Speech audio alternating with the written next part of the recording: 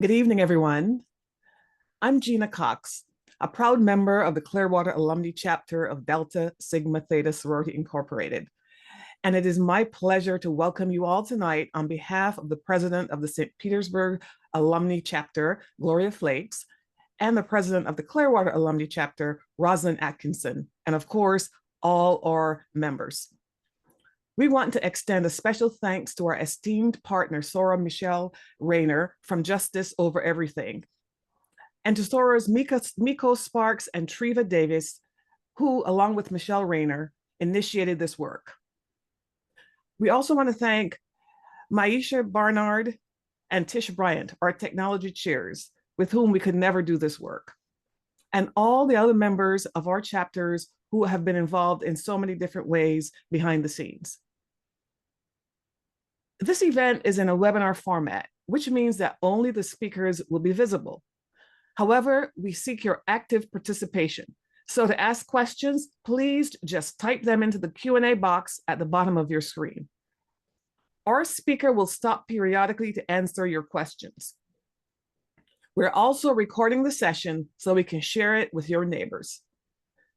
And now, join me in welcoming our special guest speaker, Sonia King, co-chair of the Speakers Bureau of the League of Women Voters of the St. Petersburg area. Ms. King, we look forward to learning from you tonight.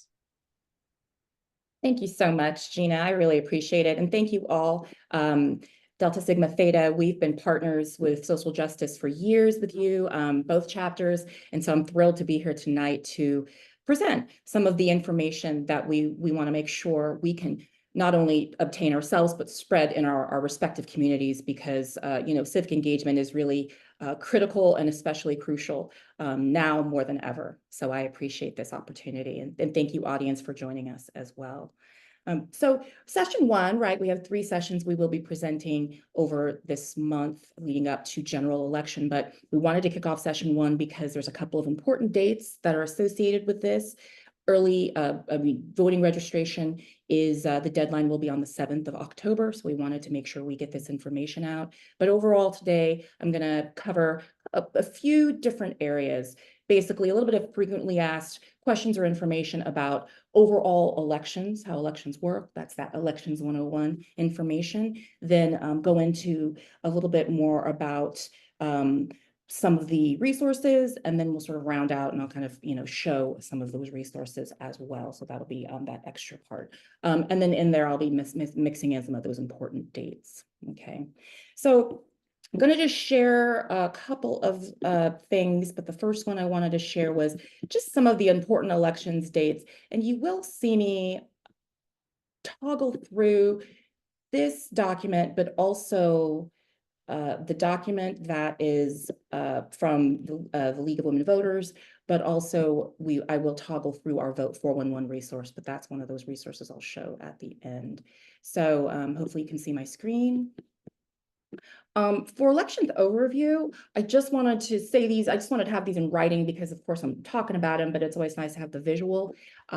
Delta Sigma Theta did prepare a wonderful handout too, which covers a lot of this information as a takeaway, and we'll certainly be sharing that with you at the end as well. So no need to worry about that.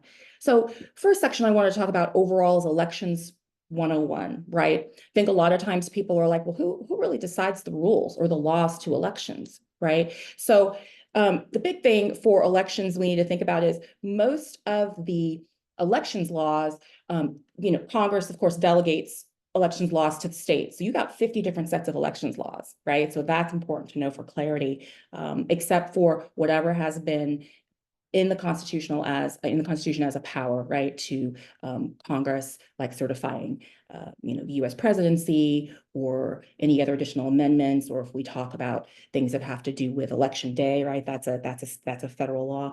But other than that, everything's pretty much delegated to the states. So we're in Florida. We have our set of elections laws. They administrate. They're the administrators of all of those elections and voting that are across the state. They are headed by our Secretary of State, who then delegates that power to his or her 67 respective counties, right? And then, as we know, each of us have our own supervisors of elections offices, depending on our address. So that's kind of a general overview of who makes these laws, right? I think that's important for us to remember.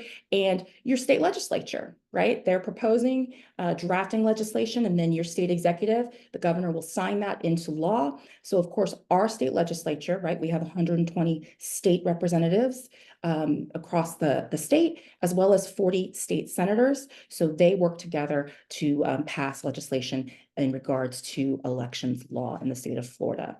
So, examples of elections laws, right? They decide style of ballot, they decide qualifications, requirements for candidacy, right? And how people file their candidacy. They decide dates, right? So, of course, National Elections Day is the first Tuesday in November, but they decide the date for the primaries, right?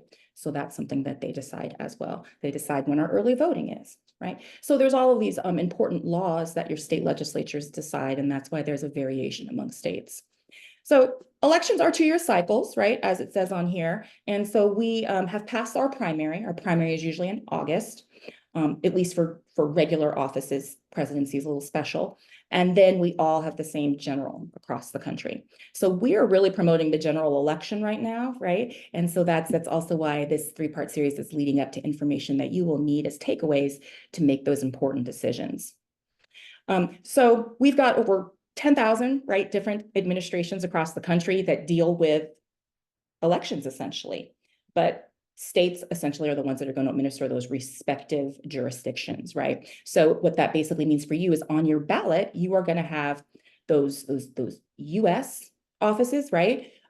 Presidency, senators, U.S. reps, but you're also going to have state senators, state reps, governors on certain years, depending on where you live. But you're also on your ballot going to have some of those very important county level and municipal, positions, sometimes judgeships, right? So not only are you going to have candidates, you're also going to have measures, right? So people and issues, and that's what you're going to have on your ballot. And we will cover that later in another session. So here's an important part. States are deciding the laws, right, to voting in elections, but there have been recent changes. Many of us heard about some of those recent changes, particularly in states like Florida, right? And a very important bill called SB 90 was passed a couple of years ago. The legislature and the governor had said it was in the effort, right, to increase election security. But there have been some outcomes, right, that have become hurdles. And so some of these recent changes we wanted to highlight, right, in this session. And so on the bullet point, the first one, right, when you are wanting to do vote by mail, and there's different types of voting, as we know, in person and vote by mail, you have to now formally request this every election cycle. Very imperative that we spread this information to all of our respective communities. So what that means for you is you need to make sure that you go on the Supervisor of Elections website. There is a drop-down menu that talks about mail-in ballots, and then you're able to, on that drop-down menu, request that formal mail-in ballot. So this is important because even if you have always voted by mail, you still have to actively submit a formal request, and it requires more information than it did before. So, your Florida-based ID, driver's license, Florida ID, last 4 digits of social, et cetera, right? Before you could mark it on your ballot, right, and go, yes, I'd like to keep voting by mail, no more. So make sure we spread this information. It's so important to make sure that people don't, miss out on their ballot, okay? Second thing here that's highlighted, individuals cannot collect and or drop off ballots for other voters. Now, this is super important as well, because what this means for a lot of us is sort of change in habit, right? So many of us are, this is what's wonderful about the groups that we're working with here, Justice Over Everything and Delta Sigma Theta, just like with the League, all of us are active in civic engagement in our communities. And so we have been used to in the past, having formal voter drives and helping people fill out their ballots and collecting ballots sometimes, right? A lot of groups, nonprofits have done that. A lot of community groups have done that.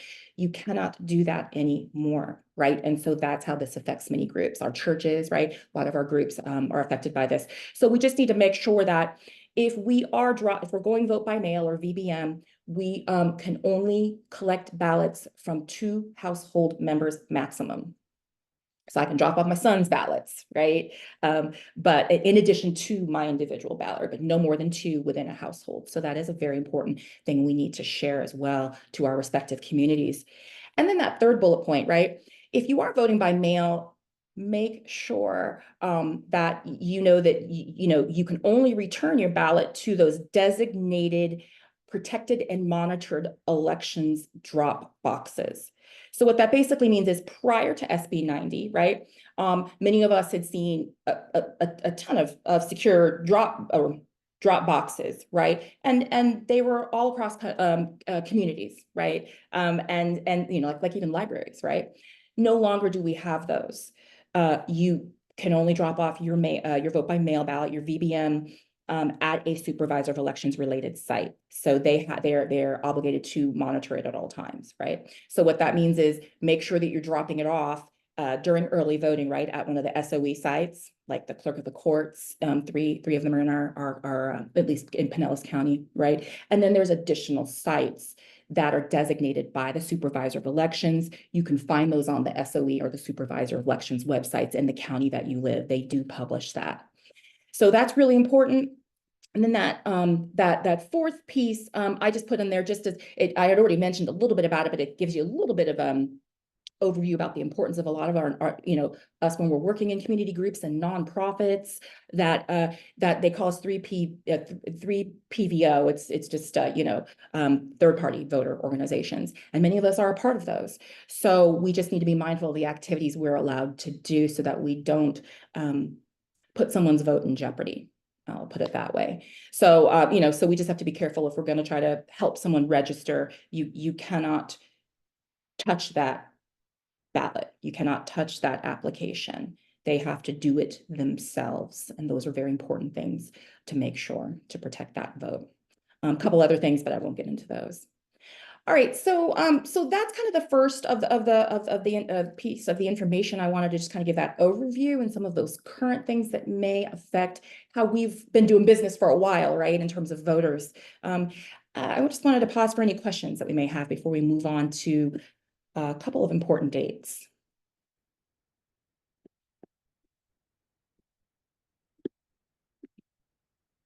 We do have a few questions, and here's the first one.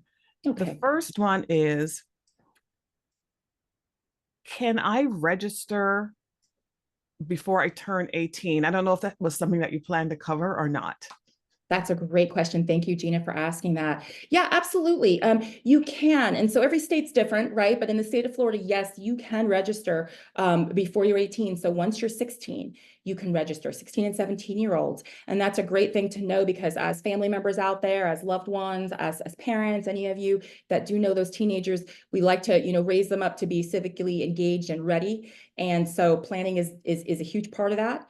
And getting them to early register is very important. Once they are registered, right, when they are 16 and 17, the supervisor of elections will automatically send them their voting card and any important related information. They'll send them like a letter as well as their card immediately after their 18th birthday. So that's an excellent question. And as we know, there is a federal motor voter law, and that was passed in the 90s. And so if a teenager, happens to be applying for their driver's license, they can also be automatically registered to vote. So, and a lot of us do go into schools and register high schoolers too. I know the league, we do that a lot in our community high schools. So thank you for that.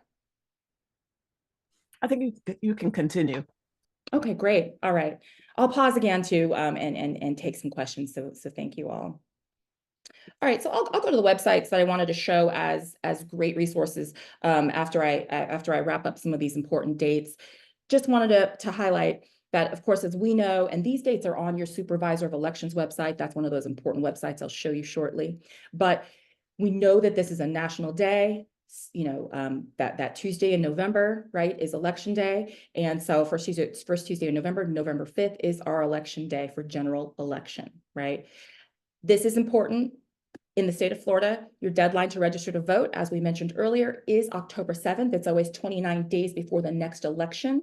And so that's an important thing. And then your voting by mail deadline, right? So if you aren't a vote by mail or VBM voter, you can still request that, right? It's one thing that, okay, I'm already registered, but maybe I want to do vote by mail. You have a deadline for that, and it scoots a little closer to general election date, right? So that's on October 24th of this year. You can still request one, and they will turn over that to you within 3 to 5 days is usually what the general aim is. Okay. One thing that's really important when we talk about mail-in ballots is that there are certain deadlines that your supervisor of elections also has to adhere to, right?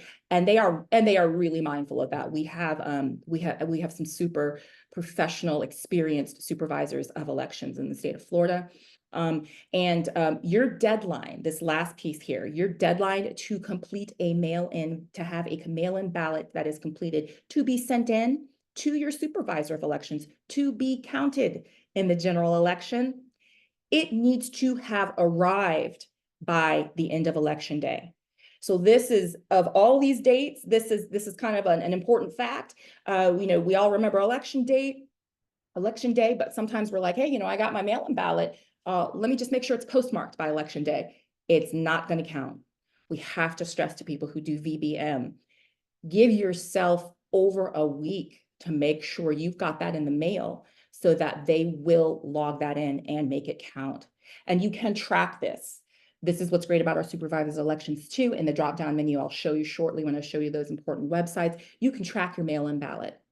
And that just, how secure is that? But you're able to track that and know if it's been received and counted. So that's important.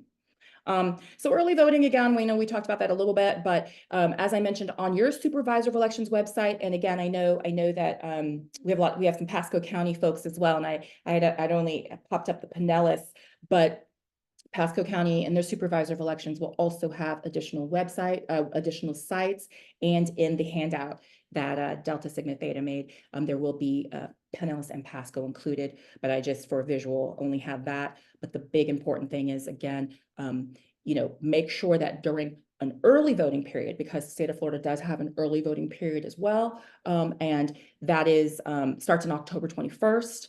And make sure, and I know the end date is different between Pinellas and Pasco, but for Pinellas, it is November 3rd. And so if you do go to early voting and you vote in person, great. You've got additional locations to do other than the clerk of the court. But and you want to return your mail-in ballot for the VBM people. But here's something that's important. If you are a VBM person and you do want to go to early voting, you can and you want to submit your ballot, completed ballot, you cannot drop this off anywhere. You have to only make sure that you make a point of dropping it off at your supervisors of elections. So sometimes, and this matters actually even more during election day, because we're going to have a ton of precincts open, right? And people will oftentimes go, oh, you know what? I filled this out and I think I've changed my mind. Or I filled this out and I filled this out and I do want to submit it right now. I thought I was going to do in person, but I think I'm going to submit this. And then what happens to some people is they're at their precinct and the precinct cannot take your mail-in ballot. So that is also really important. Sometimes that happens to people, okay? So do them at the designated SOE county-based website, based sites, not at your precinct. And that's just be careful with that. And we'll talk about this in another session when we really get into types of voting, right? VBM, early, in person. But one thing about mail-in, since there's a lot of mail-in stuff on this one, and we're going to overlap in sessions, but with mail-in ballots, right? Always make sure you filled out your contact info on the back. Always, always, always, in case there's an issue. And there will be issues. It just may not be with your ballot. And then always make sure you have that signature confirmation. They cannot accept, they cannot count your ballot if you do not have your signature confirmation. But make sure you have your contact info on there, because there are situations, I'm not saying it's pervasive, but there are situations where you will have, they will challenge your signature, right? And that's kind of a routine audit. And they will challenge your signature if they reach out to you, but they can't reach out to you. What happens, right? So if they can't email you, phone you, send you a letter, because they don't have your contact information, then that's a real challenge for many of our voters. So just something else to share as well. All right, any questions about that? Some of those important dates, and then I'm gonna pop out of this and then go into kind of the remaining stuff I wanted to show, which was some of those useful websites as we want to gather more information to get ourselves ready. Yeah, we did have a question, and the question actually has to do with the mail-in ballots. What about if I had got displaced by the storm or something like that? What do I do now because I'm worried that it might not get to me? Excellent question. Thank you, Gina. So that segues very well into some of the websites I wanted to show you all. So let me just go ahead and pop into my fantastic Google here that I am trying to find. There we go. And hopefully you all can see that. So that's a great question because, we are, I know many of us have loved ones and friends and parts of our community that are affected by the hurricane. And so I'm going to take this time to show you our Supervisor of Elections website, which is votepinellas.gov, at least for Pinellas County. And again, there's 67 of these across the state, but this is for Pinellas County. And most of them are laid out similar, right? Well, on here, Julie Marcus, Supervisor of Elections, this was just posted, which is very timely. And if you right on the main page, and if you click on that link about those who have been displaced by hurricanes, it will kind of walk you through it. But generally, the law in the state of Florida is that in a lot of our disaster-prone states is that if you are displaced, so you cannot access your mail at your residence, your post office, the post office that is designated as your jurisdictional post office, will hold your mail. So because they have a block from not being able to deliver it, right? So they will hold your mail and you can access that ballot there as it's delivered. So as we know, right, ballots were mailed out by law on October 1st. So that means many of us got our ballots today, which is great. So if you can't get to your home right now, and the postal service can't get to your home, they're going to be putting yours on hold. And so you can go there and obtain that mail that's being put on hold. So that's really the best thing to do. They do not recommend changing your address at this point. This close to election is usually what they don't prefer. They want you to just get that mail, including that ballot at your designated post office. I hope that helped answer that question. Any other questions? We good? Not right now. Thank you. Okay, thank you so much. All right, so since I am on this page, the last thing I wanted to mention was some of those important websites that'll be really useful, and these are on the handout as well that you all will be receiving. And I just wanted to kind of just highlight the websites, not go through them but just broad strokes. So again, your Supervisor of Elections, whether it's Pasco or Pinellas or even maybe Hillsborough, for many of us that we know, as I mentioned earlier, if you go in this mail-in ballot place, and we do promote vote by mail, so that's probably why you're hearing me talk about it a lot. But vote by mail is right here. As I mentioned, this is where you would request a ballot, and it will walk you through the identification information you will need to obtain that request. And then right here is where you can check your status. And this is really important because once you send that off, you can come on here and you can look up your mail-in status, which is really important. It'll say received and counted, and that is always a relief. That's not to say if you vote in person, you don't get that. Yes, you do, because remember, once you're done with the voting booth, it will give you a printout, right, of that receipt and that verification. So both ways will do it. All right, so a lot of information here. They have a lot of frequently asked questions that are answered as well. Early voting, they're going to have your locations on there, right, which is great. I always say, please volunteer as well. Yay. Please volunteer to be poll workers. We always like to promote that too, because it helps educate us, right, about the process, and we can really see how hard they work. to make sure our votes are counted. So that's kind Sonia, of can I ask a quick question? Yes, absolutely. Would you repeat the information about when the ballots are mailed and when people should expect to receive their ballot in the mail? Absolutely. So ballots are mailed October 1st. So every county, it's a state law that they need to mail those vote by mail ballots yesterday. So you should be receiving it. Should only take a day from your county supervisor to get to you. But again, right, give or take some slowdowns with what's been going on with storms in our region. Might take you a couple days. But again, if you are displaced, it will be at your postal location. So yeah, but they were mailed yesterday. They're brand new right out the gate. So I'm so excited. I'm so excited when I saw it this afternoon. So yeah, I have absolutely. there's another question that came in. Since you're already answering, I thought we might as well go ahead and ask this one for the person who asked it. How long does it take to register to vote? And what do I need to provide? Would you repeat the information about what is required? Absolutely. Wonderful questions tonight. So yeah, what is needed to register to vote, right? So you will go to your supervisor of elections website, and I will show you a shortcut for that too, because the league has our Vote 411, which is a voting an elections toolbox essentially that we've had for years. But if you want to go directly to your supervisor of elections, that will also take you there. And then it will take you to this voter registration, and it will give you the application. We also have it in Spanish. And you can also, if you are registered already and you just want to confirm, right, you can do that as well. But this will walk you through. And this is just a drop down from election information. And then you go into voter registration application. And I'm trying to get to that for you. So this is the state voter registration application. It does have the instructions listed, but big thing is as we know, these are state and federal laws, right? U.S. citizen, for the state of Florida, resident of Florida, right?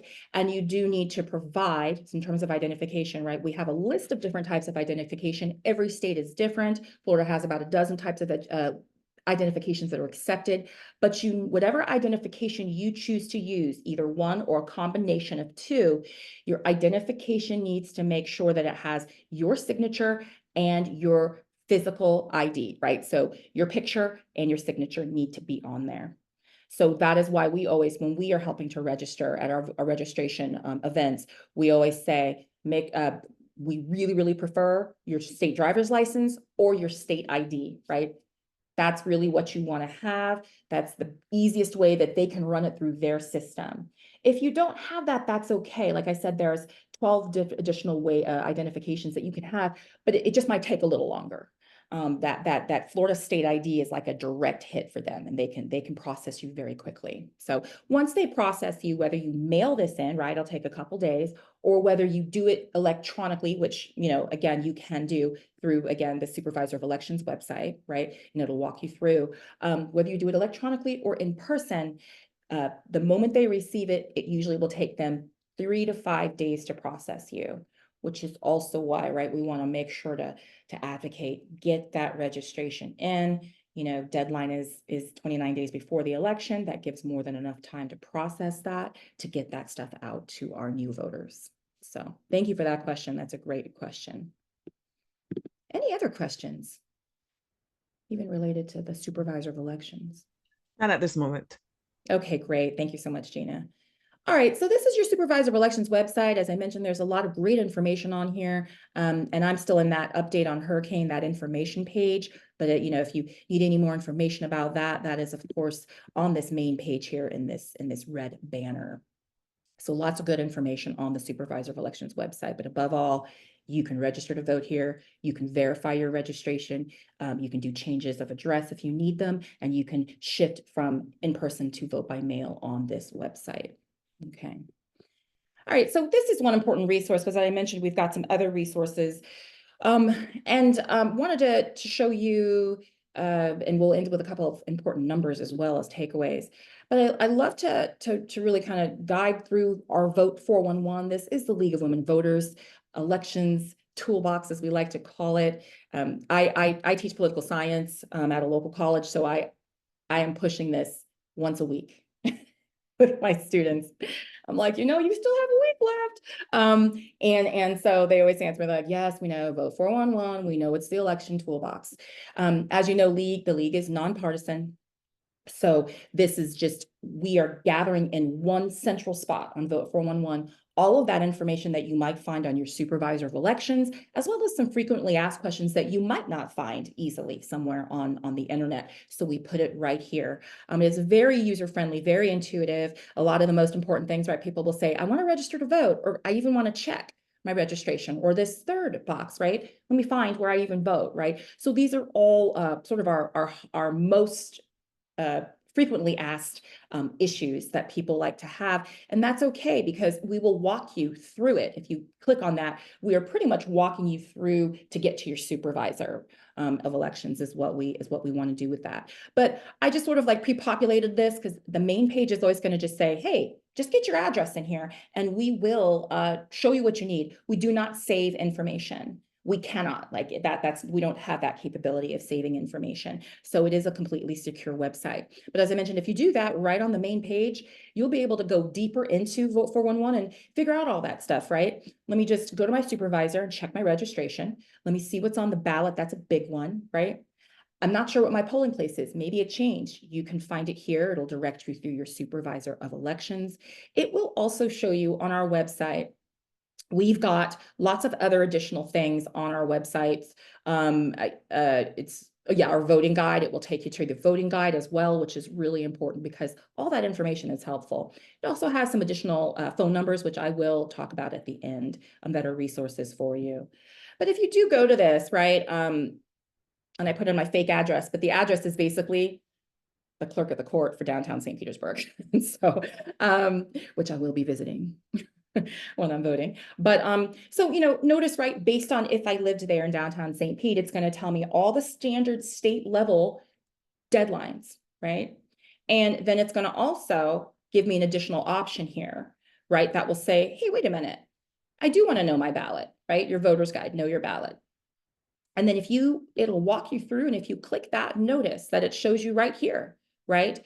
The races that will be on your ballot, right? All the way from, like I said, those federal level ones, right? For US president, the Senate, you might have a House district, right? Or we all will. And then you've got your state reps, right? That will put on there, as well as if you have a state senator that's rotating in this cycle, right? So you see judges, those are candidates. And then notice we've got a bunch of issues, which we will be talking about in our second session. So really important. It's a real busy ballot. And then in addition to those state level issues and candidates, you are always on your ballot going to have special municipal and county referenda, right? So a lot of times those will deal with taxes, those will deal with procedures of those elected offices at those respective jurisdictions. And it's going to be different for everyone, right? Depending on the county or depending on a city or municipal line that you're in.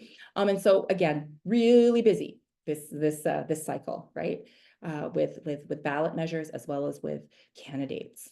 Okay, so that's just kind of the quick version of how you navigate Vote 411, but it does have, right, like I said, it has your sample ballot, and it will also give you the opportunity to get a voter, this is like, here's your voter's guide, right?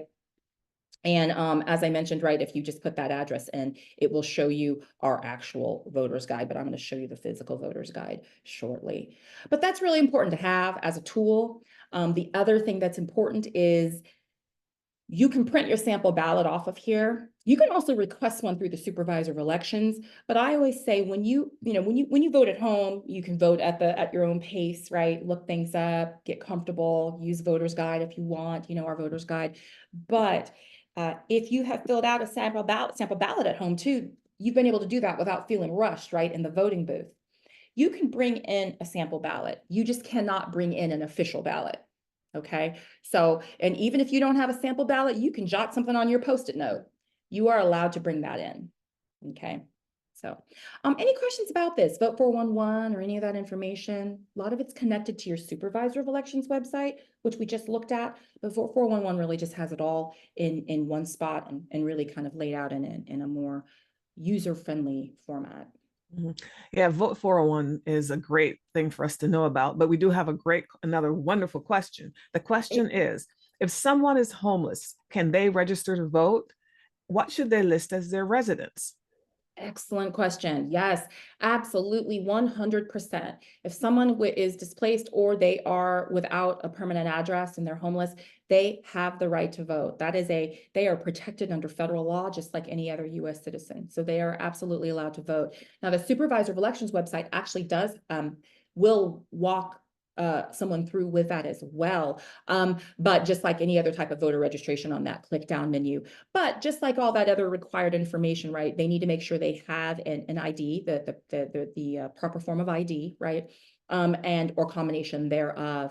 And they need to have a physical address to get their mail at. And that's and every state defines it differently, but by federal standards, physical address is physical address. So if they choose to get their mail at the PO box somewhere, they can do that. If they choose to get their physical mail at a shelter, they can do that as well. So yeah, these are all great questions, really great questions. So thank you. Suppose someone who was in that situation went in and tried to register and they got a little pushback, because one of the other questions that we had that we were going to ask is, what if I feel as if my effort to vote is being suppressed? So what would you do? What would they do? Again, these are such crucial questions to ask.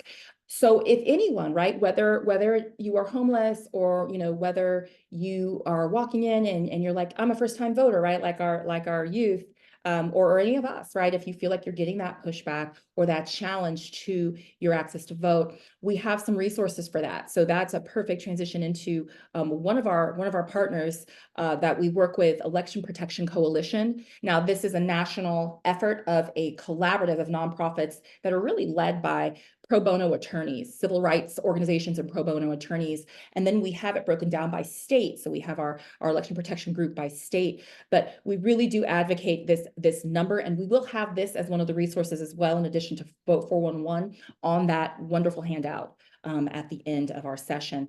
And, the best way to think about this number is 1-866-R-VOTE, right? And down here where my cursor is, that's the numeric form of this number, but 866-R-VOTE. It's something I literally have it in my phone. Because I used to do election protection services for the league. And so that was definitely something I'd have on my phone, because I would have to dial it on behalf of voters. So absolutely, that is, and it is very responsive. They are on speed dial. They're ready. The team of lawyers and volunteers and researchers are ready to help you field those questions and then get you the right official response. So yeah, that's a great question. Any other questions or even related to that? It's an important resource. So two questions I'll ask them. One is a comment, one's a question. It's really exciting to discover that some of our gems, for example, some of our younger members who are affiliated with our organization might have the opportunity to pre-register to vote. And it's nice to hear that on this call. But here's the other question that I wanted to ask. If you make a mistake on your mail-in ballot, what do you do? These are all good questions. Yeah, excellent. So if you make a mistake, you do have to turn that ballot in order for it to get not cured. That's not the right term, but they basically have to void your ballot. Right. So if you want to go to the supervisor of elections, so you cannot just request it. Like walk through requests, they have to make sure that they have you filed in their system as, because if they've sent you, right, potentially 2 ballots, they have to make sure that they have noted in their system that they have received the voided ballot. So that's important. Absolutely. So to that end, if you are in the early voting period, right, so from October 21st on until the last weekend before voting, and you're like, man, I messed up my ballot at home, that is a perfect opportunity to go in to those early voting sites and to say, hey, I'll go down to the clerk of the court in downtown St. Pete, for me, because that's where I live close to that. I'd say, I messed up on my ballot. What can you do? They will just take your ballot, void it, process that, right, as a void, and then they will right there print out a new ballot with a new number on it. a new voting number. Voting numbers are, ballot numbers are assigned to each ballot, and they have to account for every ballot that has been printed. So yeah, that's really a great way to take care of that if it's during early voting. Any other questions? Excellent questions. Yeah, we actually have another question, and this one has to do with returning citizens. Absolutely. What are the rules about registering to vote if someone has spent time in prison because of a felony conviction? Yeah, what are the rules? And as we know, right, there's a handful, really only 4 states now that it is a very hard process as a returning citizen to get that vote, right? Other states, you automatically, once you've fulfilled your sentence, you will automatically get your right to vote reinstated. So here we do want to make sure that our returning citizens do have assistance going through that problem. Surmount, making that problem, not a problem, right? Being able to solve that issue and access their vote. And so there's actually another website here I'd love to share, and that is, this is an incredible, the Florida Rights Restoration Coalition, right, is an important nonprofit too, and a partner with many of us, and they have a ton of wonderful resources on here. Their number, in addition to election protection, is an important number to also have, and we do have that in the handout too, and that is 1-877-MY-VOTE-0. And that's an important number, that their toll-free number right here to have. And so you can call them. They also have a lot of pro bono attorneys on right on deck, and they will walk a returning citizen through that process. They will give them the right counsel. They will say, hey, what's your status? Let me see where you are. Oh, okay. You're at the point where we can do this, or we got to start at here. And they're able to do that for our returning citizens. We need to get on this. This has affected many of our communities. And so definitely making sure they know that they have this 1-877-MY-VOTE-0 and the Restoration Coalition on their side. Now, the number's important, right? But if someone has access to the website, they're able to do this as well and do a little bit of preliminary research. And this is what the program I'm talking about, the Fines and Fees Modification Program, is the program that the FRRC does to get some of our returning citizens back to their status. And as we know, some of the problem with getting back to status in the state of Florida is that they have an addendum to the amendment that we all voted for in a supermajority a couple years ago to have felons get their rights reinstated. So there is a fines and fees addendum, which means they are required to complete those prior to registering. Very important that our returning citizens know that, because we don't want them breaking the law.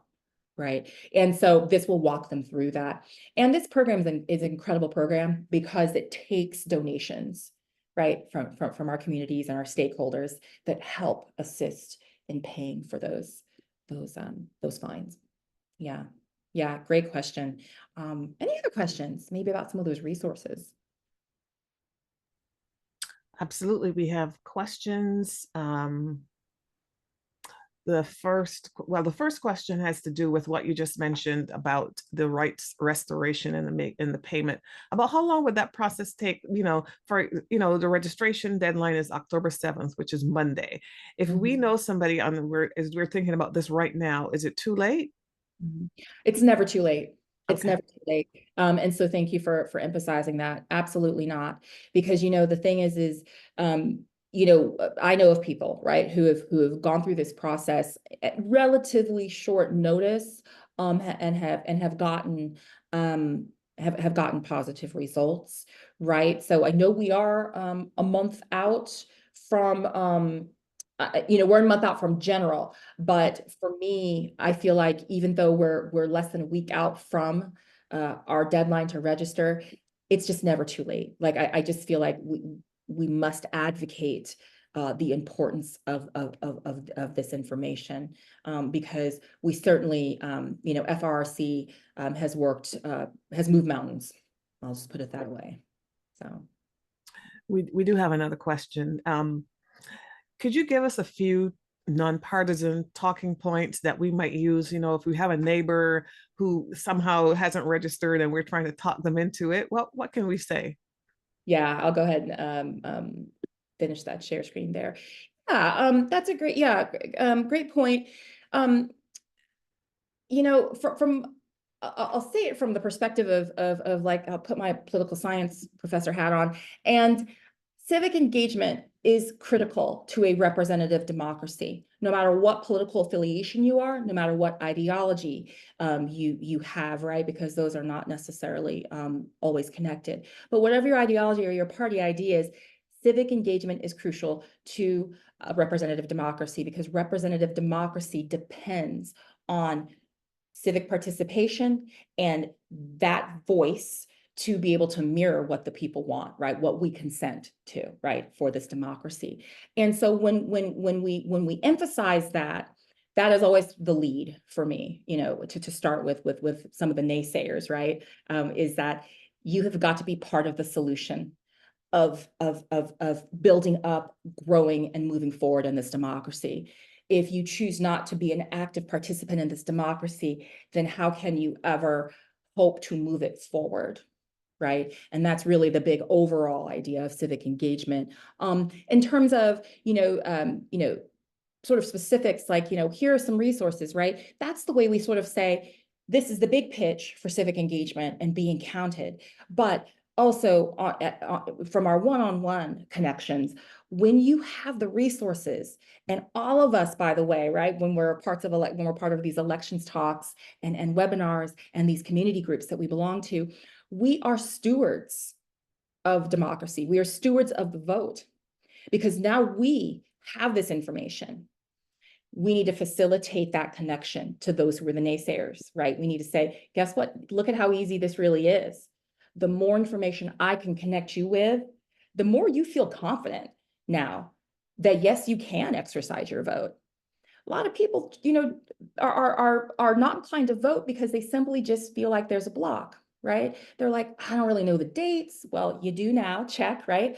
I'm not really sure where I can find answers to questions. Well, you can on Supervisor of Elections or Vote 411, right? Or the handout, check, right? And I'm not even sure really where I vote. I don't even know, right? Well, you can now, right? So it's all that information that we want to make sure we are sending out there to our communities, because at the end of the day, we know we're civically engaged. We know we're always going to be what we call a 4 out of 4 voter, meaning 100% of the time I'm going to vote 100% of the time. But we're trying to make sure people have that confidence, and that comes down to where the resources are. And so that's one of the things I would definitely emphasize as well. What about another question is, like maybe I could find out what somebody cares about and and talk to them about that. How would you do that? How would you use what you know about the person to help you convince them? Yeah, no, that's a excellent question. Are some of my students on this call? No, because that's a question I get a lot in class, where they're like, well, that's fine, but how am I really going to move my grandma, or how am I really going to move my best friend to really, what's going to make it click, right? And that's absolutely it. If you can, when we do our voter registration events, the league, we actually have this chart that does lists, right? Hot button issues, right? Whether it's from abortion, immigration, civil rights, all down the line, healthcare, whatever it may be. And then we always say, hey, we're just taking a survey, because just, mark which one's the most important to you and just tell me why. Let's have a conversation. And then, of course, that opens the door, right, for us to engage and then connect and go, all right, so healthcare equity is really important to you. What would you want in a candidate? What would you want a candidate to do in terms of healthcare equity? Do you want them to, work for more funding to expand access to the loophole that we have among states like Florida, that doesn't cover the healthcare coverage gap? Or do you want them to write legislation or support legislation that's being written that includes certain parameters, maybe extending the date for coverage of youth, right? From 26 to 30, right? These give us the opportunity to absolutely have those conversations of, please articulate for me why this is what we call intense interest, why this interest is intense for you. Is it intense enough that it'll drive you to vote? And that's really what we want to do. Any other questions? We don't have any other questions at the moment. Okay, great. All right. Well, are you going to continue? If not, we do have one more question that we can ask. Absolutely. Let me go ahead and ask that question then. It was asked previously. What will the next two sessions cover in the series? We know that this is just session 1 of 3. Yeah, great question, because I'm done with my sharing, so this helps kind of round us out to the end. So basically, right, overall, we sort of touched on overall Florida elections, overview of the basic rules, who governs that, who makes the laws, and then some of those recent laws, and then we talked about important dates to voting in elections, and then we showed some of those resources, and so that covers us for this first session. Going into the second session, we're gonna pull apart that ballot, right? Look at what are some of those key issues, right? Those issues like the amendments on there, or any additional funding issues that are going to be on your ballot. So those are important, and we'll help orient you too in terms of candidates by jurisdiction, but really we want to hammer in on those amendments and how they're going to affect you. And then our third session will round out with GOTV efforts, right? Get out the vote efforts. So basically, now we got our information, now we got our due dates, now we've got people ready to go. What are our voting session, and what are our voting formats, right? We got early voting, we got vote by mail, we've got election day. We're gonna hammer in on that, and then we're gonna actually talk about, okay, how do we have those additional tools, pull those together, and grab people and make sure that they have done one of those 3 ways to vote and disseminate that in our communities. Well, people are really interested in what you just said in terms of pulling all the details apart. And someone has specifically wants to know, are you going to cover the judges' races when you Yeah. go? Right. Yeah. Thank you for that. So judges races, the second session, we will, definitely show you resources to do a little bit of additional research on those judgeships, because there are a few on there. But from the League of Women Voters perspective, we are nonpartisan on candidates. We are political on issues. So, right, we can take a stand on an issue because it aligns with our mission of voter education, voter advocacy, civic engagement, equity, and access. So that's part of our mission. So we can do that with issues, which you'll see in the second session when we talk about some of the amendments on the ballot. But with candidates, we are nonpartisan, so we can direct you to some of those resources where you can go a little bit further and look up some information on them. Now, on our voters guide, which you can link to on Vote 411, as well as our local league website, the League of Women Voters of St. Pete, and that's going to be on that handout that we give you at the end. That will have a link to the voters guide as well. And our voter guide does have information about the judgeships as well as candidates, in addition to the issues, and those will give you some further resources of how to find more information about those particular candidates. Wonderful. Well, it looks like we don't have any other questions. So I just want to thank you so very much, Ms. King, for coming out and sharing this empowering information with our guests and with us. We really look forward to working with you again on the next 2 sessions. And so to everyone who is on the webinar, before you leave, please grab the handout from the chat. It's going to be placed in there so that you can download it. It's got all those details for both Pinellas and Pasco counties. And we'll also put the registration link for the remaining 2 webinars in our series, so that you can join to hear all of these additional details that are so very important. And if you can't download it now, we're going to send it to you by email. So don't worry. We're going to make sure that you get these details one way or another. We want you to have them so that you can go out and share everything that you learned tonight with your friends and your loved ones. This is the whole point. You might have heard something today that you already knew, but there's probably someone that you know who doesn't know it. And so we just want you to share all of this information. And one of the most important things that we want to remind you is that the deadline to register is next Monday, October the 7th. Today is the 2nd, 5 days from now. That's why we really wanted to squeeze in this webinar to see how many more people we could help get registered by October 7th.